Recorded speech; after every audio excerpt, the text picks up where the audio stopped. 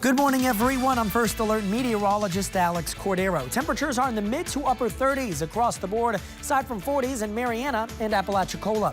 Tallahassee is seeing 35 degrees, though the site is not measuring anything at this point in time. The last known temperature was 35. For all of us this afternoon, expect more clouds and highs in the mid to upper 60s. That's a look at the First Alert Next 27. Sunrise starts now. I hadn't experienced anything like it before. It sounded like a sonic boom.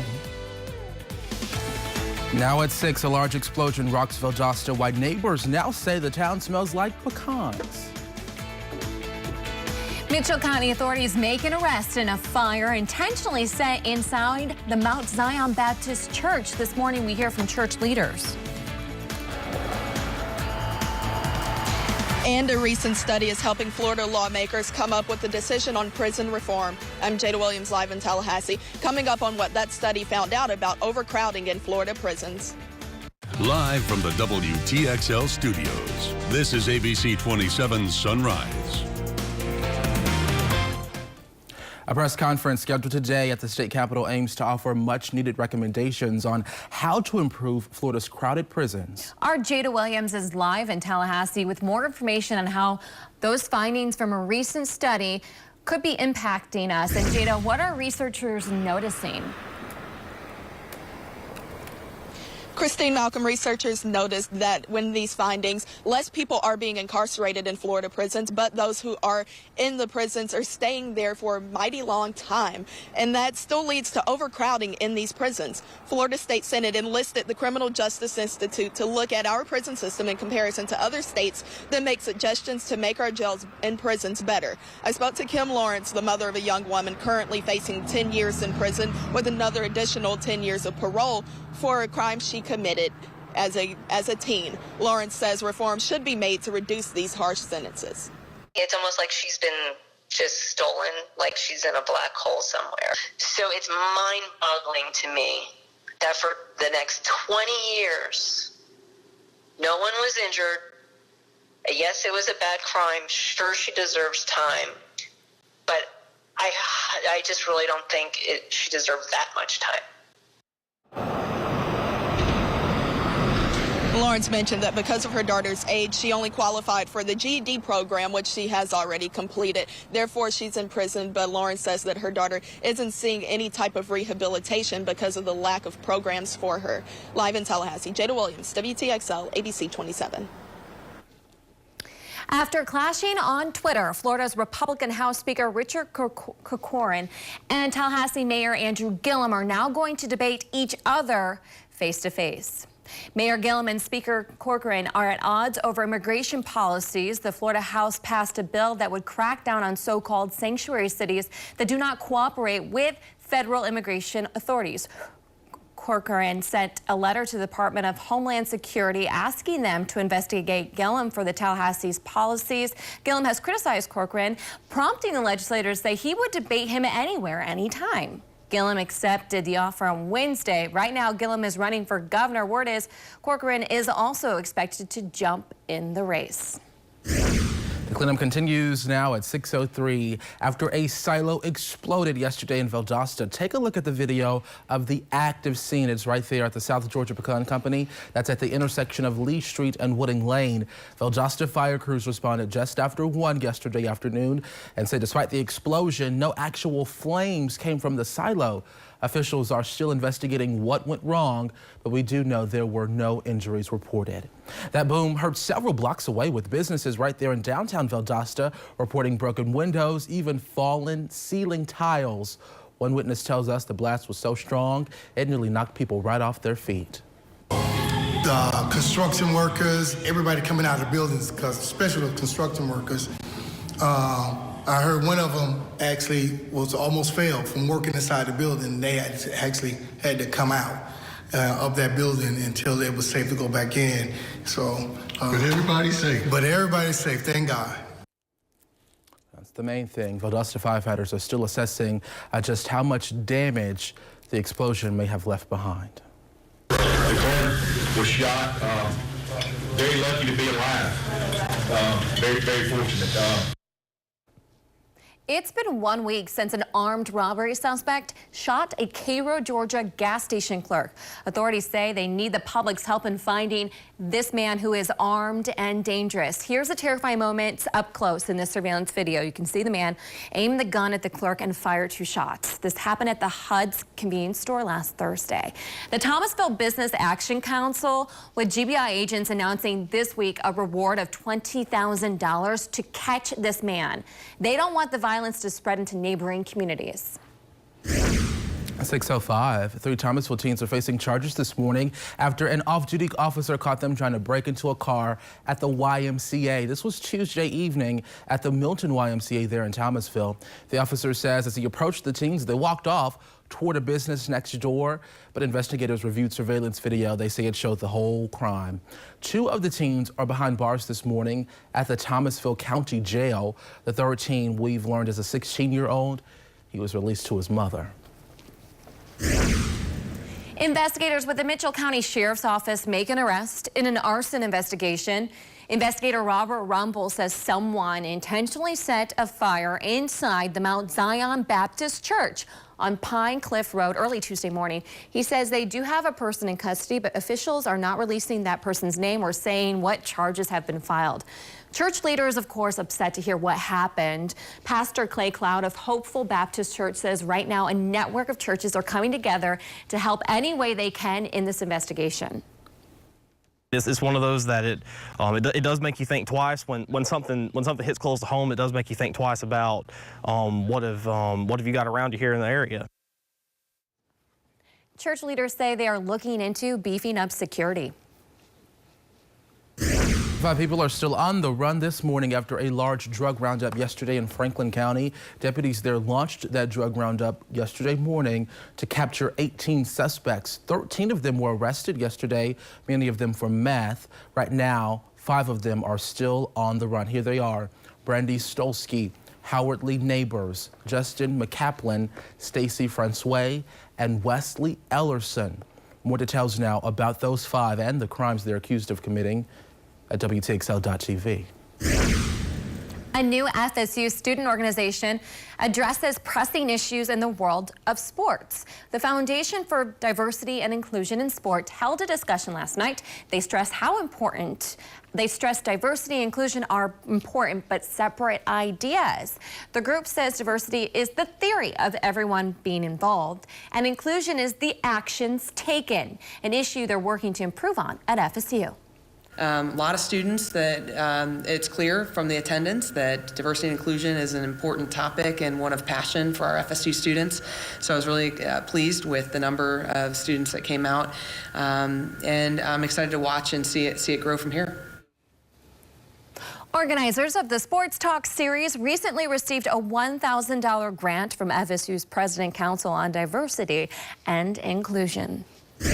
6:08 happening today, a series of events aiming to speak against human trafficking. That conference on Florida State's campus runs until Friday.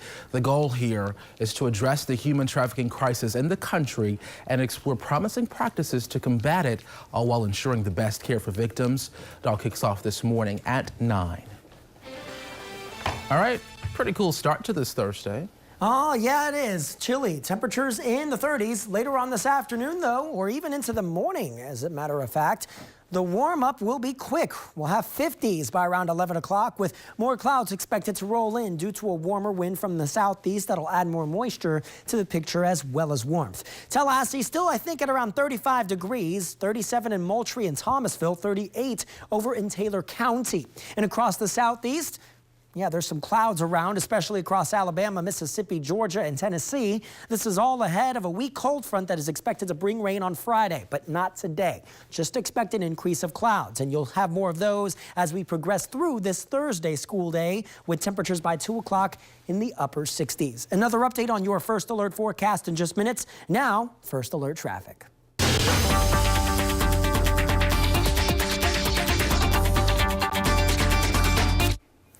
All right, taking a look at the big picture, visibility is not a concern for those of you waking up this morning and heading out across South Georgia into the Big Bend here in North Florida. So that's some good news. No accidents or crashes to report to you right now. So hopefully it stays that way throughout the morning commute.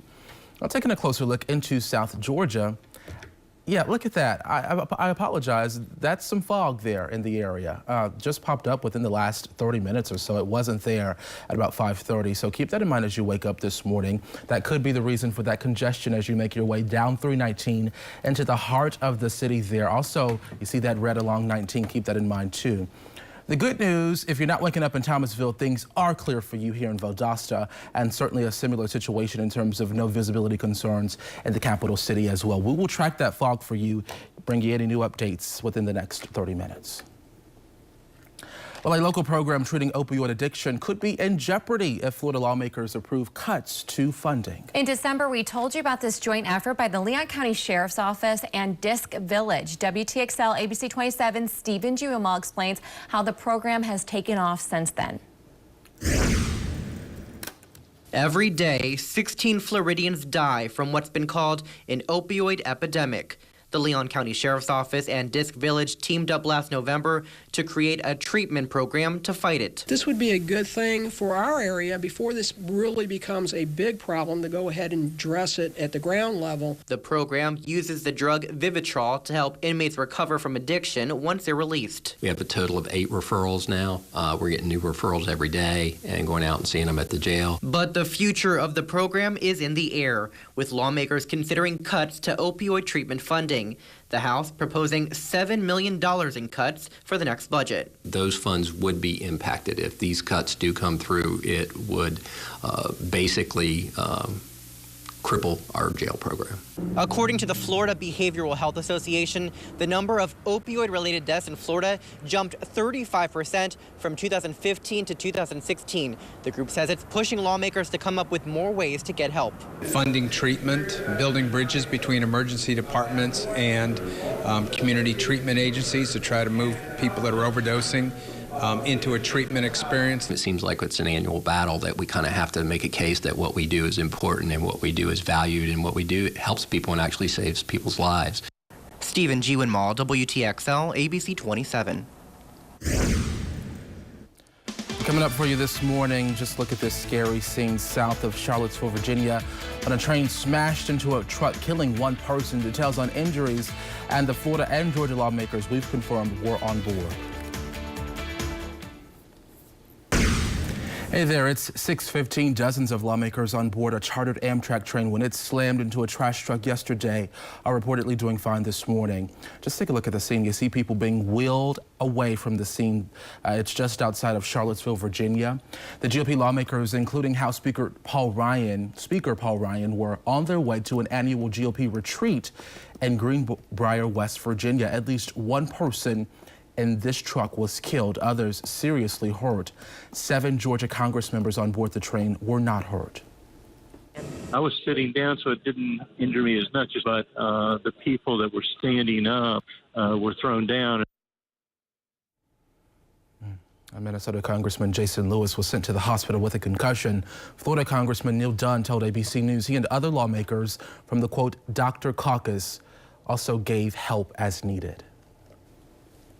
The Centers for Disease Control and Prevention is looking for a new leader. CDC Director Dr. Brenda Fitzgerald resigned from her position on Wednesday, just 6 months after being selected for the post. In a statement, the Department of Health and Human Services blamed what it called her complex financial interests for Fitzgerald's decision. The move comes one day after reports that Fitzgerald bought tobacco stock after becoming CDC director. Such an investment goes against the mission of the CDC.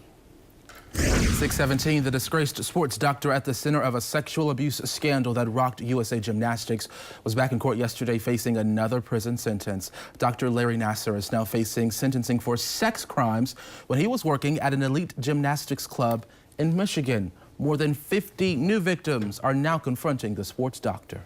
Forever lost a big piece of my childhood due to his abuse. Because now we are all here and ready to make sure you never see outside of prison walls again. Wow.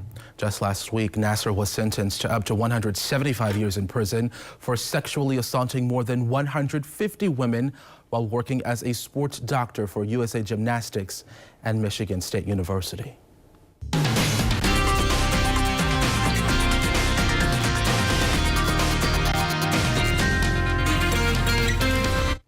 Good morning, everyone. Outside, more clouds are starting to increase. You can see that with the St. Teresa Weather Stem Network camera loop through the morning. More of those clouds just coming in from the Gulf of Mexico. And we'll start to see more of those as the morning progresses, mainly due to the onshore flow coming in from the south and also upper level winds carrying with it some potential for instability, allowing for some showers Friday, but not today.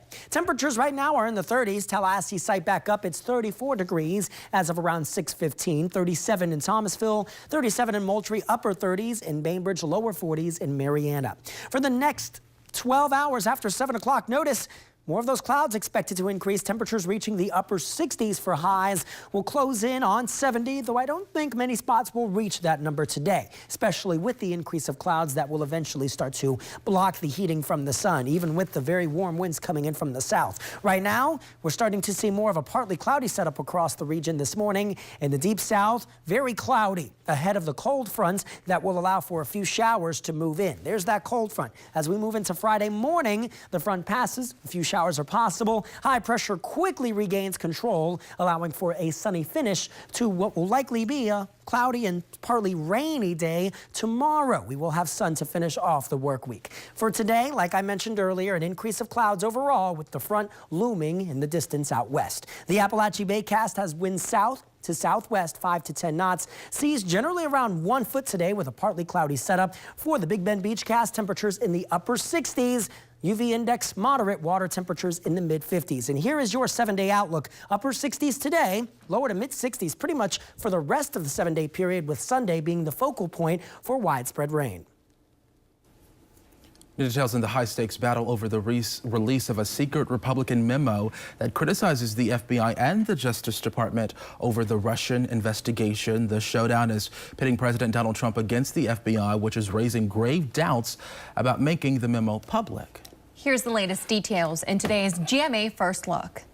In this morning's GMA First Look, President Trump's showdown with his own FBI director could come to a head as soon as today if he releases that controversial classified memo accusing the Justice Department of political bias. But in an extraordinary public clash with the White House, the FBI warned against releasing that memo, saying officials only had a limited chance to review it and, quote, "We have grave concerns about material omissions of fact that fundamentally impact the memo's accuracy." Republicans on the House Intelligence Committee wrote the 4-page memo, and sources tell ABC News it alleges the Justice Department acted inappropriately when it obtained a surveillance warrant to spy on a Trump campaign advisor suspected of being a Russian agent. And we'll have the latest on this secret memo showdown coming up at 7 a.m. With your GMA First Look, I'm Cecilia Vega, ABC News, Washington.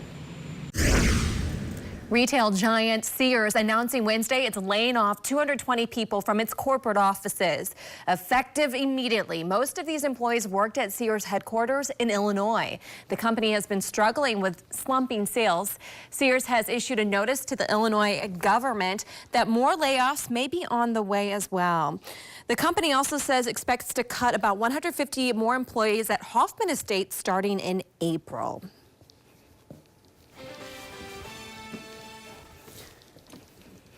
All right, let's take a look at the wheel of weather, at least for the next 6 hours. This is what we're forecasting for today. Temperatures starting off still in the 30s, yes, but more sun and clouds expected with more warmth to occur quicker.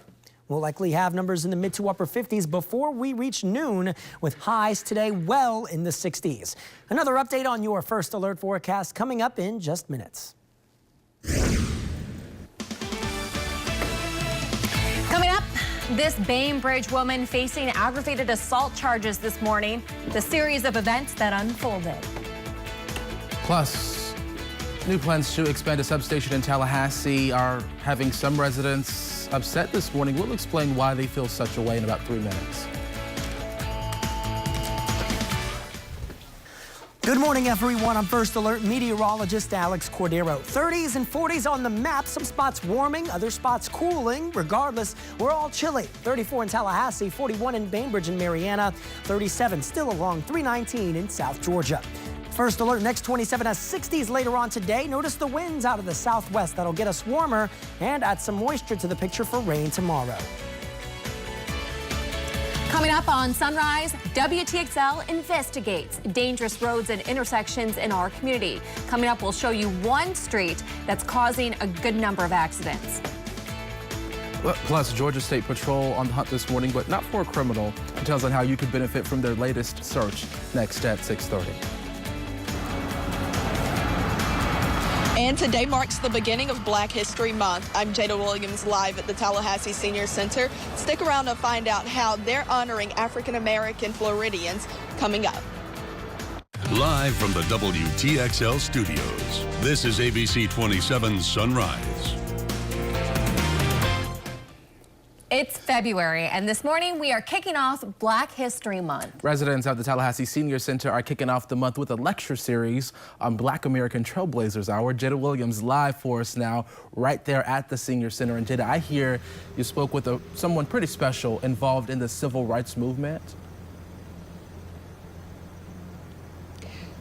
Christine Malcolm, I spoke to Henry Still. He's a civil rights activist as well as the son of C.K. Still, and he's just one of the many people that is being honored and recognized in this four-part series. From the year 1513 on down to today, there's a long history of African American achievement right here in Florida. All of my life I've been involved in the civil rights movement. This month, men and women who came before, during, and after Henry Still are being showcased thanks to the Tallahassee Senior Center's Lifelong Learning Series. The series will look deeper at the soldiers, sailors, educators, artists, and many more lesser-known figures, but also shine a light on common names in Tallahassee, like C.K. Still.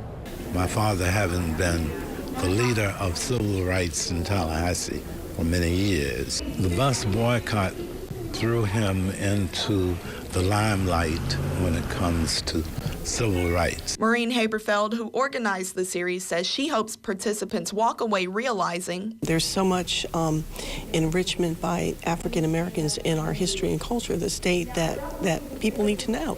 And Still wants participants, particularly the younger ones, to realize the efforts that were made. Some people say we haven't done much, but actually, in my opinion, we have, because I so vividly remember how things were prior to 1955. The series hopes to vividly paint that history that Still remembers for those who won't remember it.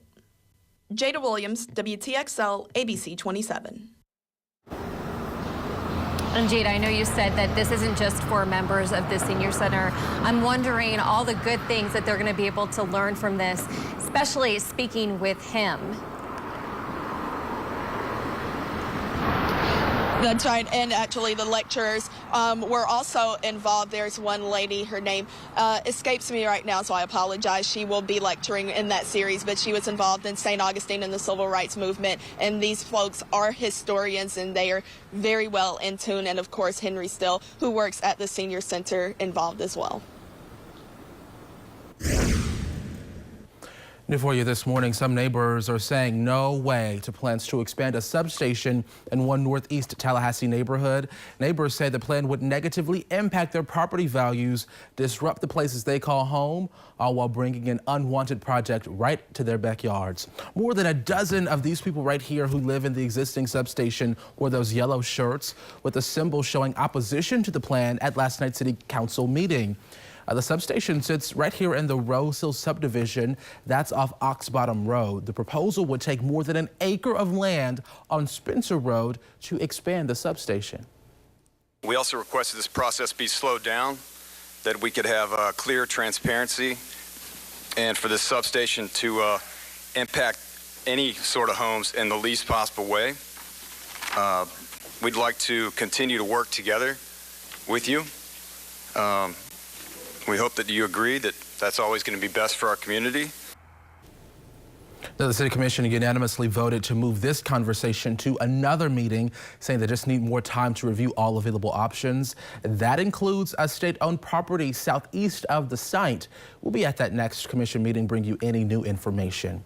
And more details now from last night's meeting. One commissioner now has mixed reviews on the findings from a study looking to consolidate Tallahassee and Leon County governments. The study was done by the Washington Economics Group. It shows the merger could mean long-term growth for the area within the first 5 years of consolidating. Researchers suggest growth would be seen in employment and household income. Commissioner Scott Maddox says while he agrees with the findings, voters have the final say, and he says they've already rejected such proposals 6 times. There are a lot of services that are duplicated between the city and the county, and I've always been interested in functional consolidation to try to eliminate the duplication. But as far as overall consolidation of the 2 governments, that decision is going to have to be made by the voters. They've rejected it 6 times, I believe, so we'll see if this time's any different.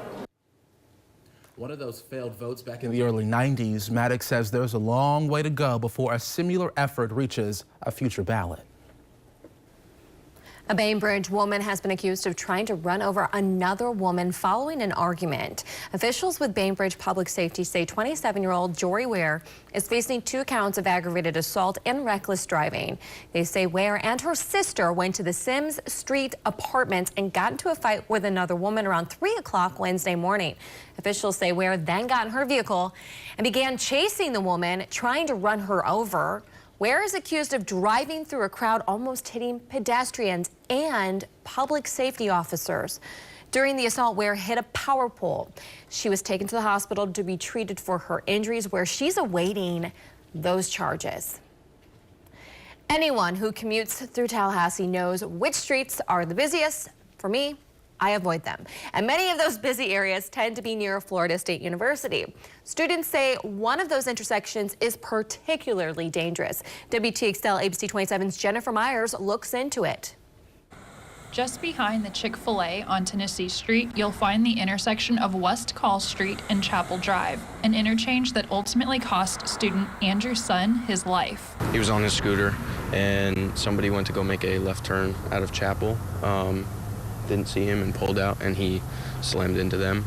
Those who frequent this section of road near FSU say that the amount of traffic and the speed at which the cars travel are problems, but most of them say that turning left is the biggest issue. The volume of cars that are on this road, the amount of, it's too much, and if you're gonna make a left turn, you have to take that slight chance that you see. So if you go just immediately, what could happen when you take that left turn? It's just a chance. Without a stoplight, reduced speed limits, or even an extra stop sign, students and drivers alike fear that more accidents will continue to happen here at the corner of West Call Street and Chapel Drive. The City of Tallahassee traffic engineering staff is reviewing the traffic conditions at the Call and Chapel intersection for any potential safety improvements. WTXL did some digging. We pulled the Tallahassee Police Department's crash reports within 500 feet of this intersection over the past year. We see 97 crashes, most of them minor, but there are 16 hit-and-run crashes, 7 crashes with injuries, and 2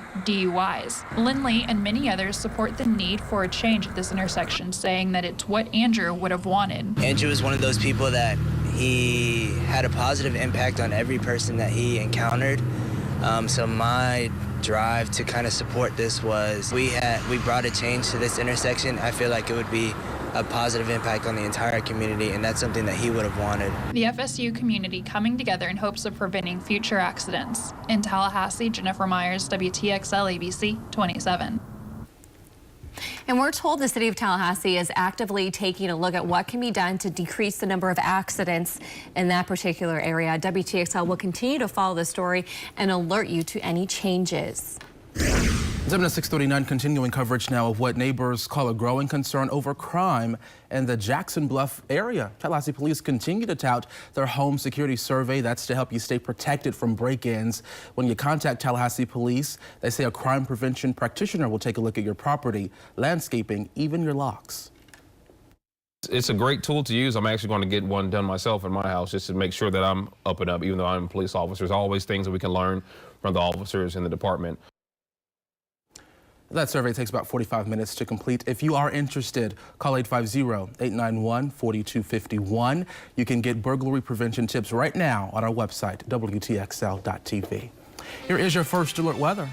All right, the next 5 hours, well, they continue to warm up quickly. We're starting off chilly now, yes, but with more clouds and more winds out of the south and east, you'll notice just how quickly this pattern is changing from something mainly clear to something mostly cloudy. Temperatures will likely be in the mid to upper 50s shortly after 11 o'clock. Right now, we're seeing 30s across eastern parts of the viewing area. Pretty much take 319 and divide it east and west of the area 40s, east of the area 30s, with the warm spot, relatively speaking, Apalachicola at 45 degrees. The deep south featuring more clouds as an upper level disturbance carts in more moisture and also some instability to allow for a few showers tomorrow. Though for today, no rain expected, but we will continue to see an increase of clouds with temperatures reaching the upper 60s, as shown here with your school day cast. We'll have another update on your forecast coming up in just a few minutes.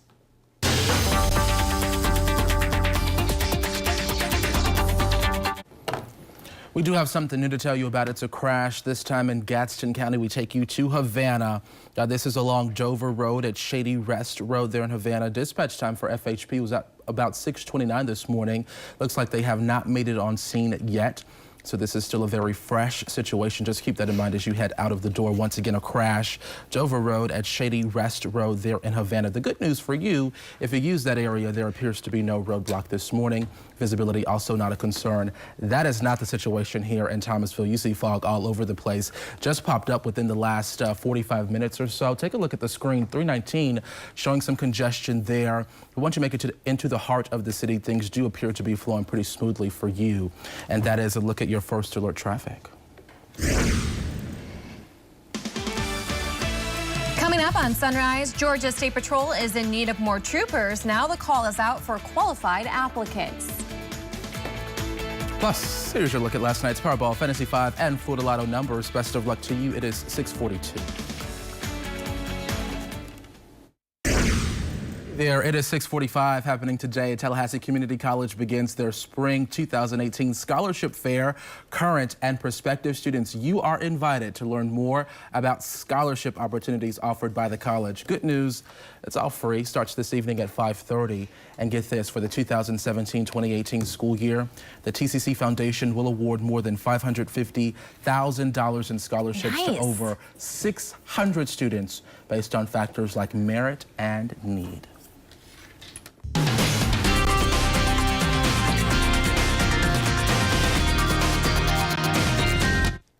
Cloud cover around the deep south. This is ahead of a frontal disturbance that will help to bring a few showers to our local area tomorrow. I think today is just a cloudy day for the afternoon in particular. Right now, we're starting to see a buildup of some of these clouds, both in the upper levels and in the lower levels. Take a look at just how fast these upper level clouds are moving. That's a sign that the upper levels of the atmosphere are agitated, if you will, and that helps to normally promote rainfall. The thing is, the instability, while it will be around for Friday, I don't think it's going to be very high. So I don't think we're going to have thunder, just a few showers. As you can see, that front rolling on through, just some greens, not seeing the yellows and oranges that would indicate otherwise. Of course, that heavy rainfall threat. Notice the timing. Tomorrow morning, so around this time tomorrow, it could be a little rainy outside. Not expecting a high amount of rain, but as that rain chance continues to fade away, we'll start to see a gradual clearing trend for Friday afternoon into Saturday.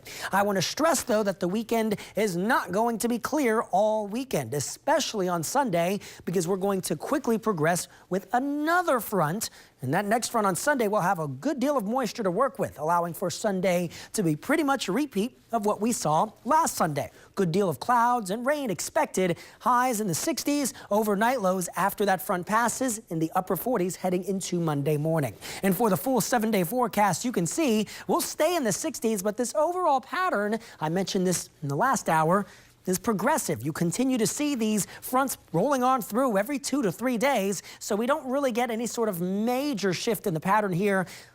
For the most part, highs in the 60s, though the morning lows will fluctuate. We'll likely have upper 30s for Friday night into Saturday morning, though it will be warmer after that. A statue of civil rights leader Mary McLeod Bethune is halfway to its supporters' goal of replacing the likeness of a Confederate general as a representative of Florida in the U.S. Capitol. The Florida Senate voted 37-0 to pass a measure to help Bethune's statue replace Confederate General Edmund Kirby Smith at the National Statuary Hall in Washington. The legislature voted in 2016 to replace the Smith statue during a nationwide backlash against Confederate symbols. The proposal to make Bethune the first African-American woman to be honored in the National Hall awaits action by the Florida House, where an identical bill has started moving forward. Dr. Bethune received the unanimous vote of the members of the Great Floridians Committee during the selection process for a new representative. Dr. Bethune was appointed to several national commissions in the Coolidge and Hoover administration, and she became an influential advisor to President Franklin Roosevelt. Several accolades. In fact, Bethune in 1904 founded what became Bethune-Cookman University in Daytona Beach. She also served as president of the National Association of Colored Women. Despite agreeing to remove Smith, lawmakers were unable to come up with a replacement during the 2017 session. SpaceX Falcon 9 rocket was launched into space Wednesday, carrying a satellite for the Luxembourg government and a satellite company. The GovSat-1 satellite was aboard the rocket as it was launched at Cape Canaveral Air Force Station in Florida. The satellite will support communications within Europe, the Middle East, and Africa. It will also enable operations for maritime missions over the Atlantic and Indian Oceans, as well as the Mediterranean and Baltic Seas. It's about 6:50 this morning. Less people are applying for jobs as Georgia State Troopers. Officials say they believe people don't apply to trooper school because they don't think they're qualified. GSP says the first thing they're looking for in a trooper is trustworthiness and compassion for other people. You must be at least 21 years old, but good news, there's no age cap. We spend a lot of time out there with other families, taking care of the public. So I believe it is a calling. I believe it is something that you are heartfelt to do. Law enforcement truly cares about the people they serve. That's why you get into this job. Well, besides enforcing traffic laws, troopers help with natural disasters, provide security for big events, and help out other agencies in the area. Stand right there in Georgia, where health officials say the number of flu-related deaths, statewide has risen to 37. During a news conference yesterday, the commissioner of the Georgia Department of Public Health said the death toll could, quote, grow considerably before the current flu season ends. All U.S. states except Hawaii reported widespread flu last month, with doctor visits for flu-like symptoms hitting their highest level nationwide since the 2009 swine flu epidemic. You ready?